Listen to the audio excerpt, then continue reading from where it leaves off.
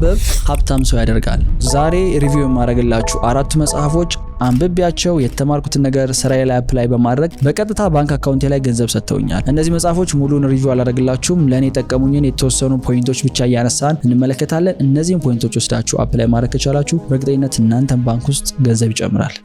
የመጀመሪያው መጽሐፍ ብዙ ሰው ያውቀው ፕሮባብሊ ሰምታችሁትም ላታውቁት ይችላላችሁ ብዙዎቻችሁ፣ ግን ውስጡ ወርቅ ነው ያለው። ኦነስትሊ የመጽሐፉ ታይትል ዘ አልማናክ ኦፍ ናቫል ራቪካንት። ናቫል ዓለም ላይ እጅግ በጣም ከመወዳቸው ኢንስፓየር ከሚያደርጉ ሰዎች መካከል አንዱ ነው። እጅግ በጣም ብዙ ሌሰኖች ነው ከሱ እየወሰድኩትና ይሄ መጽሐፍ የሱን አይዲያዎች በሙሉ አንድ ላይ ፓክ ያደረገበት ነው። ከዚህ ወስዳችሁ ዳይሬክትሊ ህይወታችሁ ላይ አፕላይ የምታደርጓቸውን 5 ነገሮች ልንገራችሁ። የመጀመሪያው ኢንተርኔት ላይ ልትሰሩት የምትችሉትን ሃይ ኢንካም ስኪል መማር ነው።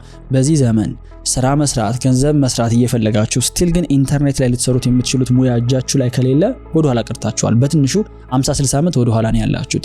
ስለዚህ ሱዳችሁን ተመልከቱ።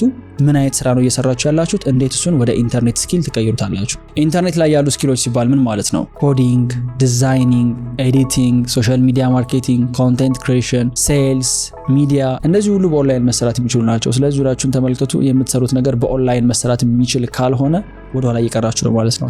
ተጨማሪ ስኪል መያዝ አለባችሁ። ሁለተኛ በየቀኑ ለ30 ደቂቃ ያህል ማንበብ። አይ ነው 30 ደቂቃ ትንሽ ይመስላል ራይት? እንደዚህ ስናወራው ግን ብዙዎቻችን አናደርገውም፣ ይከብደናል 30 ደቂቃ ራሱ ኮሚት ማድረግ። ከምሳ በኋላ ሊሆን ይችላል፣ ማታ ከመተኛታችሁ በፊት ሊሆን ይችላል። 30 ደቂቃ ዴዲኬት አድርጋችሁ የሆነ በዛች 30 ደቂቃ ውስጥ የቻላችሁትን ያህል ፔጅ ኮንሱም ማድረግ። you have no idea በምን ያህል ፍጥነት መጽሐፎች እንደምትጨርሱ። ማለት ብዙ ሰው ማንበብ የሚፈልገው የመጽሐፍ ቁጥርና በየአመቱ የሚያነበው ቁጥር የሚለያይበት ምክንያት ለዛ መጽሐፍ ለማነብበት ዴዲኬትድ የሆነ ታይም ያስፈልገኛል ብሎ በማሰብ ያን ዴዲኬትድ ታይም በመፈለግ ውስጥ ረጅም ጊዜ ስለሚያባክን ነው። ስለዚህ ጊዜ አታባክኑ። በየቀኑ 30 ደቂቃ ዴዲኬት አድርጋችሁ ካነባችሁ ትረስት ሚ በፍጥነት ብዙ መጽሐፍ መጨረስ ትችላላችሁ። ሶስተኛው በህይወት የምትፈልጉትን ውጤት ለማግኘት ሌቨሬጆችን ተጠቀሙ። ሌቨሬጅ ምን ማለት ነው? በፊዚክስ አንድን ከባድ ዕቃ ለማንቀሳቀስ የምትጠቀሙበት መሳሪያ ነው ራይት? እነዚህ መሳሪያዎች ምንድናቸው? በእኛ ህይወት ስንል ቴክኖሎጂ፣ ሚዲያ፣ ሰዎች፣ ታለንት እንዲሁም ደግሞ ገንዘብ። አውትፑታችሁን መጨመር የምትፈልጉ ፕሮዳክቲቭ መሆን የተሻለ ገንዘብ መስራት የምትፈልጉ ከሆነ አሁን ካላችሁ ሲስተም አንድ ስቴፕ ከፍ የምትሉት እነዚህን አራቱ ነገሮች በመጠቀም። ስለዚህ ምናልባት የምትሰሩት ስራ ላይ አንድ ሰው ሁለት ሰው የተሻሉ ፖዚሽን ላይ ያሉ ሰዎችን ብታውቁ እንደው ውጤታችሁ የተሻለ ይሆን ነበር። ምናልባት የምትሸጡትን ነገር ለማሳደግ ሶሻል ሚዲያ ብትጀምሩ፣ ኮንቴንት ክሬት ብታደርጉ፣ ሚዲያ ሌቨሬጅ ብትጠቀሙ ቢዝነሳችሁ ያድግ ነበር። ካልሆነ ደግሞ ቴክኖሎጂ፣ ሽያጭ፣ ወጫችሁን፣ ገቢያችሁን ካልኩሌት የምታደርጉበት ሲስተም ቢኖራችሁ ገንዘብ ብዙ አታደርጉም ነበር። ይሄን የሚጠቀሙ ሰዎች ናቸው እየበለጧቸው ያሉት። እነዚህን ሌቨሬጅ እንላቸዋለን። የምትሰሩት ስራ ላይ ሌቨሬጅ መጠቀም ነው። አራተኛ ሰዓታችሁን በገንዘብ መለወጣችሁን አቁሙ። የምታገኙት ገንዘብ በምትሰሩት ሰዓት ልክ ብቻ ከሆነ የማደግ እድላችሁ በጣም ዝቅተኛ ነው የሚሆነው። ስለዚህ ካሁኑ እንዴት ነው እኔ ተኝቼ ገንዘብ ልሰራ የምችለው? እኔ ባልኖርስ ገንዘብ ሊያመጣልኝ የሚችል ምን አይነት ነገር መገንባት ይችላል የሚለው ነገር አስቡበት። ያ ማለት ምናልባት እውቀቶቻችሁን የምታውቋቸውን ኖሌጆች ወደ ዲጂታል ፕሮዳክትነት፣ ወደ ኮቺንግነት፣ ወደ ኮንሰልቲንግነት በመቀየር ሊሆን ይችላል። ኢንቨስት በማድረግ ሊሆን ይችላል። ዩቲዩብ በመጀመር ሊሆን ይችላል። ቢዝነስ በመጀመር ሊሆን ይችላል። ኤኒቲንግ አሁን ላይ ያላችሁን ኢፈርት ኤክስትሪምሊ ሳትጨምሩት ግን የተሻለ አውትፑት ሊያመጣላችሁ የተሻለ ገንዘብ ጀነሬት ሊያደርግ የሚችል ነገር ላይ አጥፉ ጊዜያችሁንና ያን ነገር ቢልድ አድርጉት። በዚህ መንገድ ነው ስኬል የሚደረገው። ለምሳሌ ፕራክቲካል ለማድረግ የሆነ ድርጅት ውስጥ ፋይናንስ ሆናችሁ ከሆነ እየሰራችሁ ያላችሁት በቀን የምትሰሩት ሰዓት ካልኩሌት ተደርጎ በዛ ልክ ነው የሚከፈላችሁ ራይት? በጎን ግን ምናልባት የፋይናንስ ኮርስ ልታዘጋጁ ትችላላችሁ፣ ወይ ደግሞ ኮንሰልት የምታደርጓቸውን ክላይንቶች በውጭ ልትይዙ ትችላላችሁ። ይሄ የምታገኙትን ገንዘብ ዳይቨርሲፋይ ያደርገዋል። አምስተኛ የማሰብ ነፃነት ይኖራችሁ። ብዙ ሰው የሚያስበው በጀማ ነው፣ እንደ ግሩፕ ነው የሚያስበው፣ እንደ ሀገር እንደ ኮሚኒቲ ነው ብዙ ሰው የሚያስበውና ኢንዲፔንደንትሊ በራሳችሁ ቆማችሁ የሆኑ አይዲያዎችን መፈተሽ ማሰብ የማትችሉ ከሆነ የተሻለ ሪዛልት አቨሬጅ ከሚባለው ሰው ልታመጡ አትችሉ። ስለዚህ የራሳችሁን ዲሲዥኖች የራሳችሁን ውሳኔዎች በማንበብ አዳዲስ ኤክስፒሪየንሶች በማግኘት ራስን ለተሻለ ኦፖርቹኒቲዎች ኤክስፖዝ በማድረግ የራሳችሁ ኦፒኒየን የራሳችሁ አመለካከት የሆኑ ጉዳዮች ላይ ኖራችሁ ይገባል። እስኪ ብላችሁ አስቡት። የሆነ ነገር ላይ ያላችሁን አቋሞች ከየት ነው ያመጣችኋቸው? ፕሮባብሊ የሆነ ሰው የሰጣችሁን አቋም ነው ያዛችሁት እንጂ በራሳችሁ የተፈተሽ አይደለም። ስለዚህ ይሄንን ቆም ብሎ ባሰብና ኢንዲፔንደንትሊ ውሳኔዎችን መወሰን ያስፈልጋል። ሁለተኛው መጽሐፍ 0 to 1 በፒተር ቴል በጣም ከመወዳቸው የቢዝነስ መጽሐፎች መካከል አንዱ ይሄ ነው። ቀጥታ ነው ኪሳችሁ ውስጥ ገንዘብ የሚያስገባው ይሄ። የመጀመሪያው ፕሪንሲፕል ቀጥታ የምትወስዱት አንድ ስፔሲፊክ የሆነ ኒሽ ላይ ፎከስ ማድረግ ወይም ደግሞ ኒሽ ዳውን እያለ ምንጮሆኛ ማለት ነው። ምንድነው ካላችሁኝ ብዙ ቢዝነሶች ያሉት ብሮድ የሆነ ማርኬት ላይ ነው። ብሮድ ማርኬቲንግ ኤጀንሲ ከሆነ ሁሉንም ቢዝነስ ነው የሚያገለግለው። ኮንሰልቲንግ ከሆነ ሁሉንም ነው የሚያገለግለው። ሬስቶራንት ሁሉም ነው የሚያገለግለው። somebody እነዚህ ቢዝነሶች ይመስል ሌላ ቢዝነስ ይዞ ሲገባ ዳይሬክትሊ ከነሱ ጋር ኮምፒት የሚያደርገው አሁንም ብሮድሊ ሰርቭ በማድረግ ነው። ኮምፒውተሮች ያሉበት ተፎካካሪዎች ያሉበት ኤሪያ ውስጥ ገብታችሁ ማሸነፍ የምትፈልጉ ከሆነ ስፔሲፊክሊ የሆነች አንዲት ኒሽ ብቻ ወስዳችሁ መርጣችሁ እሷን ዶሚኔት አድርጓት። ከዛ በኋላ እየሰፋ ይመጣል። ለምሳሌ ጂሞችን ብትወስዱ የትኛውም ጂም ብትገቡ አይ ይሄ ለእናንተ አይደለም የሚል የለም አይደል? ሁሉም ያገለግለው ሁሉም ሰው ነው። እኔ ነገ ተነስቼ ጂም መክፈት የሚፈልግ ከሆነ አንለስ እንደው በጣም የጂም እጥረት ያለበት ቦታ ላይ ገብቼ ሁሉም ሰው ካላስተናገርኩ በስተቀር ዶሚኔት ያደረጉ ቢዝነሶች ያሉበት ቦታ ከገባው ስፔሲፊክ የሆነ ኒሽ ነው የምከፍተው። ስፔሲፊክ የሆነ ኒሽ ነው ለዛ ጂም የምሰጠው። ለምሳሌ ምን ሊሆን ይችላል? ጂሙ ዌት ሎስ ጂም፣ ኪሎ የሚቀነስበት ጂም። በቃ ቦዲ ቢልደሮች እንዲመጡ አልፈልግም። እንዲመጡ የምፈልገው ዌት መቀነስ የሚፈልጉ ሰዎች ብቻ ናቸው ብለን እዛ ላይ ሰርቪሶቻችንን በሙሉ ስፔሲፊክ ብናደርገው በእርግጠኝነት ነው የምላችሁ ከተማው ላይ ዩኒክ የሆነ ኮምፒውተር የሌለበት ጂም ነው ቢልድ ማድረግ የምችለው። ለምን? አንዲት ስፔሲፊክ የሆነች ኒች መርጬ ስለሆነ ዶሚኔት እያደረኩ ያለሁት። ሁለተኛው ትሬንዶችን ኮፒ ከማድረግ ይልቅ አዲስ ነገር ክሬት ማድረግ። ምንም ነገር ለመስራት ስታስቡ ኦር የሆነ ሙያ ለመማር ስታስቡ ሌሎች ሰዎች ምን እያደረጉ ያሉት የሚለውን ነገር አይቶ እነሱ ሚስ ያደረጉት ነገር ላይ ነው ፎከስ ማድረግ እንጂ እነሱ እየሰሩት ያሉት ነገር መድገም አይደለም። እኔ ኮምፒውተር አናሊሲስ ሰራ ተፎካካሪዎችን ሳጠና ምን ጊዜ የማደርገው ነገር ምንድነው ተፎካካሪዎች ምን እየሰሩ ነው የሚለውን ነገር ከማጥናት ባሻገር ምንድነው ቼክ የማደርገው ተፎካካሪዎች የሚያገለግሏቸው ሰዎች ምንድነው ኮምፕሌን እያደረጉ ያሉት፣ ምንድነው የጎደላቸው። ያን የጎደላቸው ነገር ነው ለኔ የሥራ ኦፖርቹኒቲ አድርጌ የምወስደው። እነሱን ኮፒ ከማድረግ ይልቅ እነሱ የጎደላቸውን ነገር ይዤ ብመጣ የእነሱን ደንበኞችም ወደ ራሴ መሳብ እንደምችል ስለማውቀው ማለት ነውና አዲስ ነገር ለመስራት የምታስቡ ከሆነ ትሬንዱን መከተል ወይም የሆነ ቢዝነሶች የሚሰሩትን ኦር የሆነ ሰዎች የሚሰሩትን ነገር ኮፒ ከማድረግ ከመድገም ይልቅ እነሱ ሚስ የሚያደርጉትን ነገር ይዞ መምጣት ተፈላጊ ያደርጋል። ሶስተኛው የምትሰሩትን ነገር በሙሉ በኦንላይን ስኬል የምታደርጉበት ሲስተም መገንባት ነው።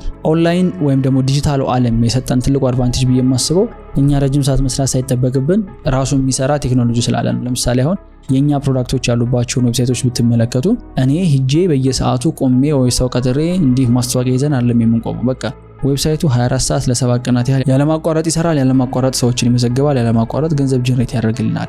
የምትሸጡትን ነገር እንዴት ነው በኦንላይን አምጥተን ሲስተም ቢልድ የምናደርግበት so that የኛን ሰዓት የሚፈልገውን ነገር መቀነስ እንድንችል። ምክንያቱም አላማው ፍሪደም ስለሆነ ሌሎች ነገሮች ማሰብ ስለሆነ። አራተኛ ረጅም ሰዓት በማሰብ አሳልፉ። ይሄንን ኮንሴፕት በጣም ነው የምወደው። ስራ ስትጀምሩ ማለት ነው በቀን ውስጥ ረጅሙን ሰዓታችሁን አክቹአሊ ስራውን በመስራት ለምሳሌ ኤዲቲንግ ከሆነ ኤዲት በማድረግ ሶሻል ሚዲያ ማርኬቲንግ ከሆነ ማርኬቲንግ በመስራት የምታሳልፉ ከሆነ ጊዜ በኋላ እድገታችሁ እየቆመ ነው የሚሄደው።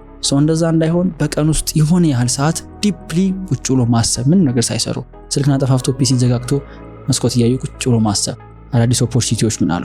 የት ጋር ነው ኢምፕሩቭ ማድረግ አለብኝ? የት ጋር ነው የተበላሸ ያለው? ምን ነው መስተካከል ያለበት? you have no idea በቀን ውስጥ 20 ደቂቃ ቁጭ ብላችሁ በማሰብ ብቻ እንዴት ልታሳድጉት እንደምትችሉ ስራችሁን። honestly ናቫል ራቪካንት ምን ይላል? አብዛኛው የወንድ ልጅ ችግር የሚመጣው በቀን 30 ደቂቃ ቁጭ ብሎ ካለማሰብ ነው ይላል። ከራሱ ጋር ካለመሆን። የዛኔ ያህል ቁጭ ብሎ ማሰብ ከራስ ጋር ኢምፖርታንት ነው። አምስተኛ በፍጥነት ገንዘብ ከመስራት ይልቅ በረጅም ጊዜ ስኬታማ መሆን ላይ ፎከስ አድርጉ። ፊውቸር ኦፖርቹኒቲዎች ላይ ፎከስ ማድረግ። ብዙ ጊዜ ዩቲዩብ ላይ መታችሁ ሰርች ስታደርጉ ስራችሁን ስትሰሩ የምታስቡት ምን ባደርግ ነው አሁን ላይ የማገኛትን ገንዘብ በሆነ መንገድ የሚጨምራት። in the long run ወይም ደግሞ ወደፊት የተሻለ ነገር ቢልድ ማድረግ የምትፈልጉ ከሆነ ዛሬ ላይ ካሽ ኢን የምታደርጉት ወይም ደግሞ ወደ አካውንታችሁ ቶሎ የምታገበሰብሱት ገንዘብ ላይኖር ይችላል። ቢኖር ራሱ ተመልሶ ኢንቨስት የተደረገ ኪሳችሁ ላይ የሚገባው ገንዘብ መቀነሱ አብሶሉትሊ አይቀርም። ስለዚህ ምንድነው ጨዋታው ካላችሁኝ መታገስ። ዛሬ ላይ ሰራለሁ፣ ውጤቱን ግን እታገሳለሁ። ለስራው አልታገስም፣ ለውጤቱ ግን ትዕግስተኛ ነኝ። patient for the result, impatient for action ስለዋለሁ። የራሴ ፕሪንሲፕል ነው ይሄ። ሞር ሪዛልቱን በታገስኩት ቁጥር ግን ስራው ላይ በጣም ፎከስ ባደረኩኝ ቁጥር ነገ ላይ ቢልድ የማደርገው ቢዝነስ በጣም ሰክሰስፉል እንደሚሆን አልጠራጠርም። ነገ ላይ ላልኖር እችላለሁ እኔ it doesn't matter፣ ዋናው እየሰራው ማለፌ ነው። ሶስተኛው መጽሐፍ ፕሮባብሊ ብዙዎቻችሁ ሰምታችሁ ታውቃላችሁ ብዬ አስባለሁ። The Richest Man in Babylon። በጣም የቆየ ኮንሴፕት ነው፣ የቆየ መጽሐፍ ነው። ግን ይኸውላችሁ in life ማለት ነው ጀነራሊ በህይወት አሁንም ድረስ የሚሰሩት ቤዚክ ነገሮች ናቸው። ምንም የተቀየረ ፋንሲ ፕሪንሲፕል ምናምን የለም። ለምሳሌ እዚህ ዩቲዩብ ቻናል ላይ ስትመጡ ኢንትሮዲዩስ የማደርጋቸው አዳዲስ ኮንሴፕቶች ይኖሩ ይችላሉ፣ ግን አብዛኛው ነገር ስቲል ተመሳሳይ ነው። በቃ ያ ነው ሪያሊቲ፣ እንደዛ ነው። አዲስ ነገር የለም። አንደርስታንድ የምናደርግበት መንገድ ነው ከጊዜ ወደ ጊዜ እየተቀየረ የሚመጣው። The Richest Man in Babylon እንግዲህ ከተጻፈ በጣም ረጅም ጊዜ የሆነ መጽሐፍ አሁንም ድረስ ኮንሴፕቱ ይሰራል። የትኞቹ ኮንሴፕቶች ናቸው ኢምፖርታንት የሚለው እናንሳ። የመጀመሪያው 10% ኢንካማችሁ የናንተ ነው። 10% ገቢያችሁ የናንተ ነው። በጣም ነው መወዳትችን። ምን ማለት ነው? ዮናስ በወር 100 ሺህ ብር ያገኛል እንበል። 100 ሺህ ብር ሳገኝ ለቤት አከራይ ሄድና 30 ሺህ ብሩን እንካ ይሄ አንተ ነው። እዛ ቡቲክ ደግሞ አለ ልብስ የሚሸጥልኝ ሰውዬ፣ ለአንተ ደግሞ ይሄው 10 ሺህ ብር። የሆኑ ጓደኞች ይኖሩኛል፣ ይሄው ከናንተ ጋር ደግሞ ማጠፋው ደግሞ ይሄ አለ። ገንዘቡን ለሆኑ ሰዎች ነው ሰጥቼ የሚጨርሰው። ለኔ ምን ነው የሚቀረኝ? እኔ ጋር የሚተርፍ ገንዘብ ነው ራሴ እንዴት ነው የምከፍለው? 10%ን ለራሴ በመክፈል ያ ማለት 10%ን አላጠፋትም አስቀምጣታለሁ። እሷን 10% የሆነ ነገር ላይ ኢንቨስት አደርጋታለሁ። ተጠራቅማ ሜቢ አመት ሊሆን ይችላል፣ የ2 አመት ሊሆን ይችላል። አንድ ነገር ላይ ኢንቨስት ትደረጋለች። ያ ኢንቨስት የሚደረግበት ነገር ሜቢ ለምሳሌ ማሽን ልገዛ እችላለሁ። ማሽኑ እየተከራየ ሞር ገንዘብ ጀነሬት ያደርጋል። ራሱ ማሽኑ ተሽጦ ገንዘብ ያመጣል። ስለዚህ አሴት ላይ ዋልኩት ማለት ነው። 10%ቷ የእናንተ ናት፣ አታጥፏት። ክርስቲያን ከሆናችሁ ደግሞ 10%ቷን አስራት አውጡ። እሱም ኢንቨስትመንት ነው። ለእግዚአብሔር ነው እያበደራችሁ ያላችሁት፣ ይመልሳል። ትረስት ሚ። ሁለተኛው ገንዘባችሁን ምን እየበላው እንደሆነ ማወቅ። ብዙ ሰው አይ ነው አሁንም ቤዚክ ነገር ነው የማወራው። በየወሩ የሚሰራውን ገንዘብ የት እንደሚያስገባው ክሊርሊ ተናገሩ ይባል ብዙ ሰው መናገር አይችልም። አላቅም የት እንደገባ የሚል ሰው ብዙ ነው። ሪሰንትሊ ደግሞ የገጠመኝ ያለው ምንድነው እኔ ገቤን አውቀዋለሁ ወጪንም አውቀዋለሁ። ወጪ ብዙ ነው ከገቤ እንዴት እየኖርኩ እንደሆነ አላቅም የሚልም ጋር እየደረስን ነው። ይሄ ማለት በየወሩ ምን ያህል ገንዘብ እያወጣ እንደሆነ somebody ትራክ እያደረገ አይደለም፣ እያወቀዋለሁ ገንዘብ የት እየገባ እንደሆነና ለአንድ ወር የሚቀጥለውን 30 ቀን ወሩ ሲጀመር ስንት ብር ነበር አካውንቴ ላይ የነበረው፣ ወሩ መጨረሻ ላይ አካውንቴ ላይ ስንት ብር ነው ያለው፣ በመሃል ምን ጠፋ፣ ትናንሿን ነገር በሙሉ መዝግቧትና you have no idea የምታገኙት ኢንሳይት ምን ላይ ገንዘብ እያባከናችሁ እንደሆነ። እነ ማኪያቶ እነ ራይድ ይጨምራሉ ዋጋቸው። so next መንዝ ላይ ኦኬ ለምን ይሄን ያህል ገንዘብ ማኪያቶ ላይ የማወጣው፣ ለምን ይሄን ያህል ገንዘብ ራይድ ላይ የማወጣው፣ ይሄን እኮ ሴቭ ባረገው ያቺ 10% መልሳ እኔ ጋር የምትቀልቶን ትችላለች። ካልሆነ ልታቁት አትችሉም። ታዲያ ሰው ለአንድ ወር ያህል ወጫችሁን እያንዳንዷን ኤክስፔንስ ትራክ ማድረግ ሁለተኛው ፕሪንሲፕል ነው። ሶስተኛው ከናንተ የተሻለ ፋይናንሻል ዕውቀት ወይም የገንዘብ ዕውቀት ከሌላቸው ሰዎች ምክር አለመቀበል ነው። ይሄ እኔም የምገዛበት ፕሪንሲፕል ነው። የሆነ ሰው ሲመክረኝ የመጀመሪያው ኳሊፋይ ማድረግበት የሚመክረኝ ጉዳይ ላይ እሱ ምን ያህል ሄዷል ላይ እሱን መሆን ፈልጋለሁኝ ወይ እዛ ኤሪያ ላይ መሆን ፈልጋለሁ ወይ። የሆነ ሰው መጥቶ ዮናስ ቢዝነስ እኮ ሲገነባ ምናምን ካለኝ የመጀመሪያው ጠይቀው ጥያቄ ይሄ ሰውዬ ቢዝነስ አለው እንደው አለው የለውም፣ በቃ ከሌለው የሚያወራኝ ነገር በሙሉ ለኔ just ቢላዳምጠው ይችላልሁ እንጂ ምንም ወደ ውስጥ አይገባም። because he doesn't understand እኔ ያለሁበት situation he does not understand። አንደኛ። ሁለተኛ ደግሞ ቦታ እንቀየር ቢባል እኔ በሱ ቦታ መሆን ፈልጋለሁ ወይ ፕሮባብሊ አልፈልግም፣ እሱ ነው በእኔ ቦታ መሆን የሚፈልገው። ስለዚህ እኔ ነኝ እዚህ ጋር ምክር መስጠት ያለብኝ ማለት ነው። እሺ አንዳንድ ሰዎች መተው የሚመክሯችሁ ነገር ስለምክር እነሱ እየኖሩት ካልሆነ እነሱ ፋይናንሻሊ ያላቸው ኖሌጅ በጣም ፑር ከሆነ why would you accept that? ለዛ ነው ከተቻሉ ጓደኞች ያስፈልጋል የሚባለው። በጓደኞቻችሁ መካከል ኢንቨስት የሚያደርግ ሰው ከሌለ ኢንቨስትመንትን ከየት ልትማሩ ከየት ታመጡታላችሁ? አንድ ሰው ግን ኢንቨስት ማድረግ ሲጀምር እና ገንዘብ ሲያገኝ ሞር ገንዘብ ሌላ ገንዘብ ሲያመጣ የዛኔ you get inspired ቢነግራችሁ ራሱ ያደረገው ስለሆነ you can just do that also። so ይሄኛው ፕሪንሲፕል እናንተ በተፈልጉበት ቦታ ላይ ካልሆነ ሰዎች ምክርን አለመቀበል ነው። አራተኛው ኮንሴፕት ገንዘብ ከመቆጠብ ይልቅ ሞር ገንዘብ ማግኘት ላይ ፎከስ ማድረግ። I love this principle። ለኔ በቃ በጣም ትልቅ ሴንስ የሚሰጠኝ ነገር ይሄ ነው። ገንዘብ መቆጠብ አልፈልግም ለሴንስ የሆነ ነገር ማውጣት እየፈለኩኝ ስፔንድ ማድረግ እየፈለኩ ወደ ኋላ ማለት አልፈልግም። like አላረገውም። I know myself ኤክስፔንሴን አየዋለሁ ከወር ወጪዬንና ምንም ሆልድ ባክ አላረግም ማለት ካማረኝ ይገዛዋለሁ ሲሪየስሊ። ይሄ ግን ምንላችሁ ነው የኔ ላይፍ ስታይል በጣም ሚኒማሊስት ነው። ብዙ ነገር አያምረኝም። ደግነቱ ብዙ ፋንሲ ነገር ምናምን አይጥመኝም፣ አያስደስተኝም። ስለዚህ ባይ ዲፎልት የምፈልጋቸው ነገሮች ቤዚክ እንደሆኑ አምናለሁኝ። ምን ፈጽሞ አልደራደርም። ለኬስቴት ራሱ አላረግም ካማረኝ። ግን ለምን ካላችሁኝ ያችን ገንዘብ ለመቆጠብ ከምታገለው ይልቅ ተጨማሪ ገንዘብ ሜክ ማድረግ ላይ ነው ፎከስ ማድረግ የሚፈልገው። ምክንያቱም ተጨማሪ ገንዘብ ስሰራ ከምቆጥበው በጣም ብዙ ጥፍ የተሻለ እንደምሰራ አውቀዋለሁኝ። ሶ ላይፍ ስታይል ቢያድግም ኢትስ ኦኬ የሆነ ያህል ፐርሰንቱን ነው እዛ ጋር ስፔንድ እያደረኩ ያለሁትና አሁን ላይ የምትሰሩትን ገንዘብ ኦፍ ኮርስ ሴቭ ማድረግ ምንም ጥያቄ የለውም። ዝም ብሎ ማባከን ጠቃሚ አይደለም። ግን ሴቭ ለማድረግ ከምትጣጣሩት በላይ ሞር ገንዘብ ለማግኘት ፎከስ ማድረግ እሱ የተሻለ ነው። ሞር ገንዘብ ለማግኘት ፎከስ ስታደርጉ ሞር ሰዓት ትሰራላችሁ። ሞር ሰዓት በሰራችሁ ቁጥር ገንዘብ አታባክኑ። ሶ ኢትስ አ ዊን ዊን። አራተኛው መጽሐፍ በተለይ ደግሞ ኔጎሺዬሽን ላይ ሴልስ ላይ እጅግ በጣም የሚያግዛችሁ ኔቨር ስፕሊት ዘ ዲፈረንስ ጌም ቼንጀር የሆነ መጽሐፍ ነው። ከዚህ ውስጥ አይዲያዎችን ኮምፕረስ አድርጌ የሚጠቅሟችሁን ፕሪንሲፕሎች ልንገራችሁ። የመጀመሪያው የተሰጣችሁን የመጀመሪያ ኦፈር አክሴፕት አለማድረግ፣ ምን ጊዜም ቢሆን ኔጎሺዬት ማድረግ። ጥሩ ዲል ማግኙ መጥፎ ዲል ማግኙ ኔጎሺዬት ፎር አ ቤተር ዲል። ምን ማለት ነው? ለምሳሌ አሁን በቀጠር የሆነ ቦታ ሄጄና የሆነ ያህል ደሞዝ ቢሰጡኝ አም ኦልዌይስ ገና ኔጎሺዬት ማለት አይበቃኝም ብዬ ላይ ሆን ይችላል ኔጎሺዬት ማድረግ። ኦኬ የተሻለ ነገር ለማግኘት ወይም ደግሞ የተሻለ ኮምፐንሴሽን ለማግኘት ምን ማድረግ ያለብኝ ቴል ሚ ዋት ቱ ዱ ሶ ዳት የተሻለ አርን ማድረግ እንድችል ከዛ ይነግሩኛል ሰዎች ምን ማድረግ እንዳለብኝ ኤንድ አውል ዱ ዛት። ከዛ በኋላ ላስክ አገኝ ብዙ ሰው ግን ሳቲስፋይ የሚያደርገው ከመሰለው ኦር ደግሞ ኤክስፔክት ማድረገው ይሄን ያህል ነው ካለ ያን ኤክስፔክቴሽን የሆነ ነገር ተደርጎ ከተሰጠው አክሴፕት አድርጎ ዝም ሊል ይችላል። ከሆነ ጊዜ በኋላ ጥያቄም ሲያነሳ ጥያቄው ፑሽ የመደረግ እድሉ ከፍተኛ ነው። ስለዚህ በኋላ ጥያቄ እንኳን ብታነሱ ጥያቄያችሁ መልስ እንዲያገኝ መጀመሪያው ልትጠይቁ እንደምትችሉ በግልጽ መናገር ነው። እሱ ደግሞ ኔጎሺዬሽን ነው። ሁለተኛው ሳይለንስን አለመፍራት። ኔጎሺዬሽን ላይ ብዙ ጊዜ እንዲህ ክላይንት ይዛችሁ ለመስራት ስትሞክሩ ሄዳችሁ ስታወሩ ዋጋ ከተናገራችሁ በኋላ ያኛው ሳይድ መልስ እስኪሰጥ ድረስ የሆነ አይነት ኦክወርድ የሆነ ሳይለንስ ይፈጠራል። ዝም መባል ነገር ይመጣልና በጣም ብዙ ሰው ይችን ዝምታ ይፈራታል። ምክንያቱም awkward ነች። ጸጥታ በጣም ደስ የማይል ነገር ነው። ያንን ጸጥታ ለመሙላት ብሎ ማውራት ይጀምራል። የማይሆን ነገር ያወራል፣ ዋጋውን ያወርዳል ሳያስበው በራሱ ጊዜ ማለት ነው። ስለዚህ እኔው ምንድነው የማደርገው ምን ጊዜም ኦፈር ስናገር ወይም ደግሞ ለክላይንቶች ፒች ሳደርግ ኦኬ የዚህኛው ዋጋ ይሄ ነው ቡም አለቀ ጸጥ ዝም ከዛ ያ ጸጥታ እነሱ ላይ ነው ፕሬሸር የሚያሳድረው ጫና ያሳድርባቸዋል ሰው ቶሎ ሪፕላይ እንዲያደርጉ ምክንያቱም እነሱም awkward የሆነውን ሳይለንስ አይፈልጉትም። ስለዚህ ቶሎ ብለው ወይ ተወደደ ይላል ኦር የሆነ ነገር ይላሉ እዛ ላይ ተነስቼ ኔጎሼት ማድረግ ይችላል ማለት ነው እንጂ እኔ ጸጥታውን ለመሙላት ብዬ የማይሆን ነገር ባወራ ይሄ ዋጋ እንደዚህ የሆነበት ምክንያት ምናምን ባልኩ ቁጥር ያን ሴልስ ያጣውት ነው መጣው። ሶስተኛው ምንም ነገር ሰዎች እንዲገዟችሁ ከመጠየቃችሁ በፊት መጀመሪያ አንደርስታንድ እንዳደረጋችኋቸው ሊሰማቸው ይገባል። ሰው አንደርስታንድ ካደረጋችሁት ከሰማችሁት ጆሮ ከሰጣችሁት ያምናችኋል፣ ካመናችሁ ይገዛችኋል።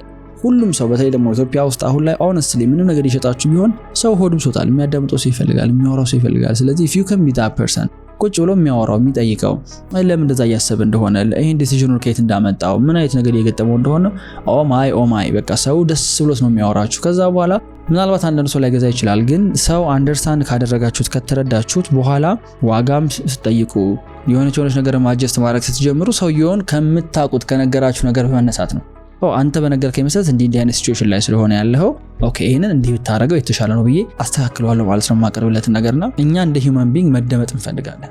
እንዲሸጥልን የመጣ ሰው ሲያዳምጠን ነው እኛ ለመግዛት ፈቃደኛ የምንሆነው። አራተኛ የገንዘብ ውሳኔዎች ላይ አትቸኩሉ ነው ኮንሴፕቱ። ከክላይንቶች ጋር የተስማማችሁ ሊሆን ይችላል ወይም ደግሞ መግቢያው ነገር መግዛት አማራችሁ።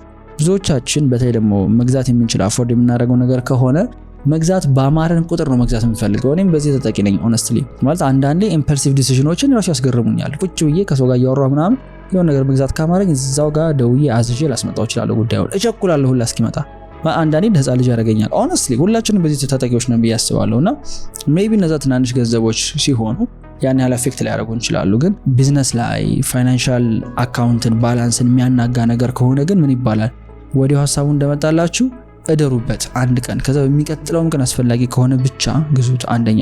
ሁለተኛ ደግሞ የሆነ ነገር ለመግዛት ስታስቡ እሱን ቢያንስ 2-3 ጊዜ መግዛት የሚችል ገንዘብ ከሌላችሁ አፎርድ አታደርጉትም ማለት ነው። ተበድራችሁ ከየትም አምጥታችሁ የምትገዙት ነገር ከአቅም በላይ ያስወጣችሁ ነው። ስለዚህ አፎርድ አታደርጉትም። አለመግዛት ነው።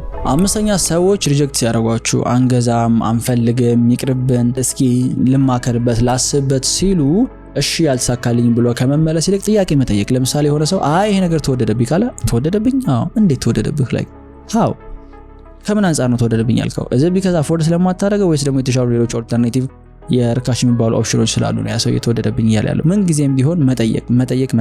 እኔ በተለይ ሴልስ ላይ ሆነስትሊ ነው የምላችሁ ቤስት የምለው ሴልስ ስትራቴጂ ዝም ብሎ ኮንቨርሴሽኑን ማርዘም ነው።